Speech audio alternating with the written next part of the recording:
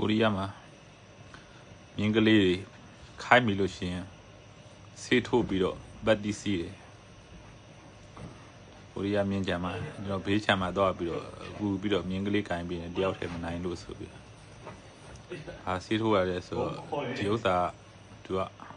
ကိုက်ခဲပြောက်ဆေးကိုက်ခဲပြောက်ဆေးကိုသွေးကြောထဲမှာထိုးပေးတယ်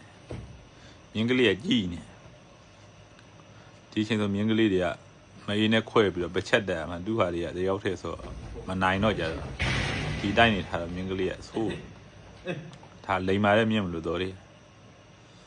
အကြောက်ကိုက်ခဲပြောက်ဆေးရနောက်ပြတော့ပင်နီဆလင်ကိုအနာကျက်တဲ့ဆေးအဲ့အနာကျက်တဲ့ဆေးကိုကြတော့လေပင်နာအသားတဲ့ထိုးထဲပင်နီဆလင်ကအောင့်တယ်ဆေးနှလုံးထိုးပြီးတော့ပတ်တီစီရဘုရောဆန်းနဲ့ကြားတယ်ဗျာကျွန်တော်လည်းဆိုထိုးပလိုက်ဆိုပြီးတော့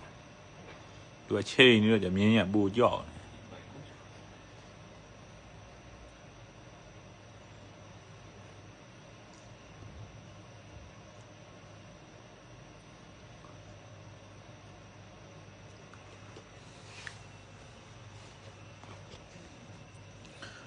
ကိုရီးယားမြင်းကြံတဲ့မြင်းကြံအလုပ်တွေဗျာအဲ့ကောင်လေးပတ်တီစီရပတ်တီစီလို့ရှိရင်သူကဆေးလေးလိမ့်ပထမဆုံးဆေးလေးလိမ့်ပြီးတော့ဘုဒ္ဓဆေးလိမ့်ပြီးတော့ဒီတိုင်းအနာမကြီးတော့ကြတော့ဝါခွန်းနဲ့ပတ်တီစီပြီးပေါ်ကနေပြီးတော့ခိုးခံလို့ရှိရကိုရီးယားမှာအဲ့ဟာနဲ့ထပ်ပတ်လိုက်ဆေးနီနဲ့ဖီတာတဲ့အနှစ်ပေါ့ဘိုးတော်ခဏဟိုဟာဖြစ်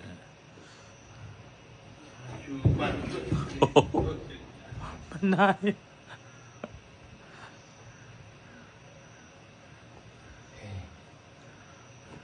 ဆိုရင်နေရွက်ဆွဲထား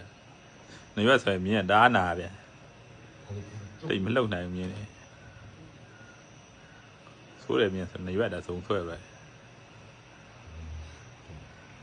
ဒီမှာကြတော့မြင်းနေရအများကြီးဆိုဗျသိပ်ပြီးတော့သူသိပ်မရင်ဘူးငြင်းမနေဘူးမြင်းနေရဒီလိုခိုင်းမိတဲ့အချိန်ဆိုပို့ဆိုဒီဖို့တော့မှမြင်းနေအများကြီးရှိတယောက်တည်းလုပ်တယ်အလုံးသမား